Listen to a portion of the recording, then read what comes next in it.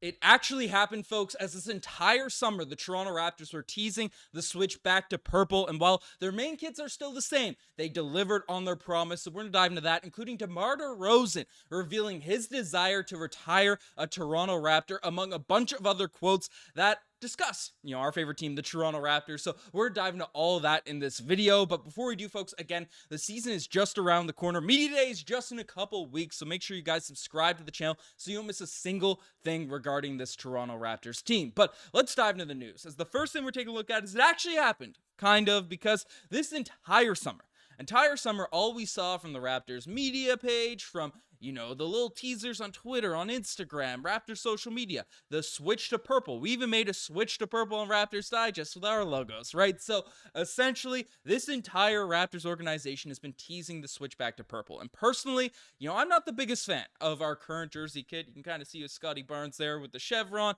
I love the candy cane. I love the red and white style. I love that style of jersey that we won the championships with. But our main kits from 2021 to now have not been my favorite Toronto Raptors uniforms of all time. So when they were teasing a little jersey change, I was the first one to get on board, the first one to get excited. Well, now we see the jersey switches. Why they've been teasing the purple. The main jerseys don't seem to have been changed. However, we do have a couple sneak peeks of what the Raptors' sort of alternate jerseys will look like this season. And the first one is the switch back to the OG Vince Carter dunk contest jersey. The Toronto on the front of the jersey. Gradey Dick is the name that they're running with for the jersey sort of guy, the poster boy for the jerseys. I don't know why they chose Gradey Dick. I don't know why. The memes, the little jersey switches and stuff. But these ones are really clean. These are some of my favorite Toronto Raptors jerseys in Raptors history. I like that we're embracing the purple once again. It's Raptors culture. There's a bunch of teams that are red and white, have that sort of classic sort of coloring.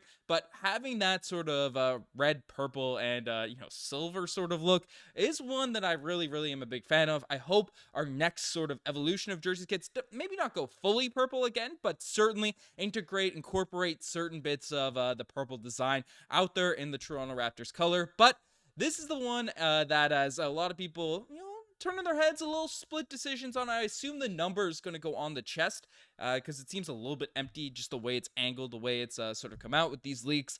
But the Dino is back, baby. The Dino is back, which is good to see. The black, it's kind of cool. Like the black design on the back, still got the red Dino with the Vince Carter sort of jersey on there, doing the between the legs dunks. So they're paying homage to Vince Carter, which is cool. Again, I get a lot of flack. I get a lot of hate. Not hate, but, you guys disagree with me. Call me a little youngster, when I come out here and bash Vince Carter because I wasn't a fan of how he left. I've forgiven him, but I don't want his jersey retired. But I like that he's getting honored. Again, I think our first jersey retirement should be Kyle Lowry. Heck, should be DeMar DeRozan as well. Lowry, then DeRozan, then you could do whatever the heck you want. But basically, it's a cool thing to do. I'm all for this. Put Vince's jersey out there on the jerseys right now. All that type of stuff. Bring back the purple. Bring back the legacy. All that type of stuff. But if you're going to be retiring his jersey before Lowry, I'd be disappointed if that were to be the case. So these are the kind of jerseys we have going here now for this Toronto Raptors team. Let me know in the comment section what you think of them. I am very, very happy that they went back with this one. This is my favorite sort of jersey.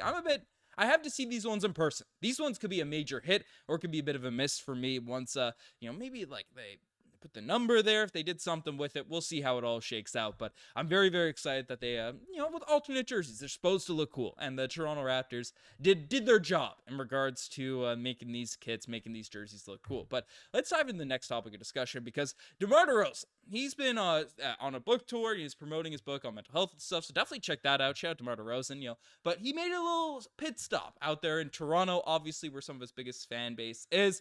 And he had a lot of things to say regarding the Toronto Raptors. Now, DeMar DeRozan hasn't been shy about expressing his love, expressing his, enjoyment of the city of Toronto, the country of Canada, all that type of stuff, the time he had here. But he had some pretty interesting quotes. And the first one that kind of went viral was DeMar DeRozan went on First Take and said that DeMar DeRozan believes he would have won a championship with the Raptors if the Kawhi Leonard trade never happened. He says, no doubt in my mind, the same outcome would have happened. Essentially, Stephen A. Smith came out, and he's been on this. DeMar has also mentioned this as well, but it's getting back in the news cycle, so I figured I'd address it here. But essentially, DeMar DeRozan has said that the big thing in the way for the Toronto Raptors winning a championship was LeBron James. That was the thing that really kept the Toronto Raptors from winning a championship. But LeBron James slipped to the West, and then there was an open path for Toronto. And while my heart wants to say I agree with DeMar DeRozan, without Kawhi Leonard, again, I think there's a good chance we could have beat that Bucks team.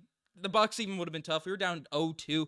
We were triple overtime game away in game 3 from going down 0-3. So, and Kawhi then put on some heroics that game 3, and that's when Fred VanVleet really started to pick things up, and, Kyle Lowry came into his own. Norman Powell did his thing in the Bucks series, but that Philadelphia 76ers series went to game 7, right? Game 7. That was an absolute bloodbath of a series.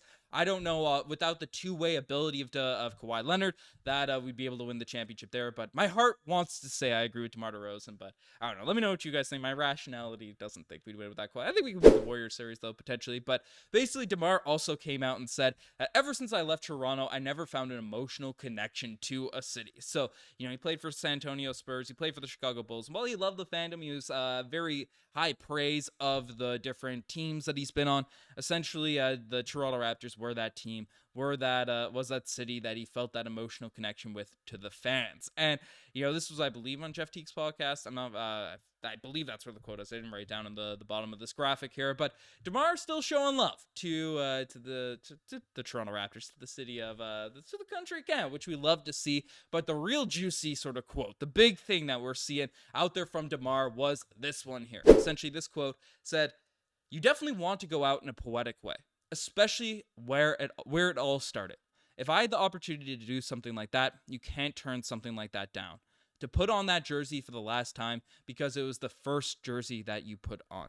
DeMar DeRozan talking about returning to the Toronto Raptors and retiring with this organization. And this is fairly interesting. This is a very, very interesting sort of hypothetical. DeMar DeRozan just signed a contract with the Sacramento Kings for, I believe, 2-3 seasons. So essentially, it will be a bit of time before this is actually possible, before this can actually go down. I imagine the Sacramento Kings, who are in win-now mode, would love to see that happen. DeMar DeRozan has spoke about his decision to go to the Sacramento Kings, essentially being one of, hey, Chicago Bulls, things didn't work out. The Lonzo injury is a big hit.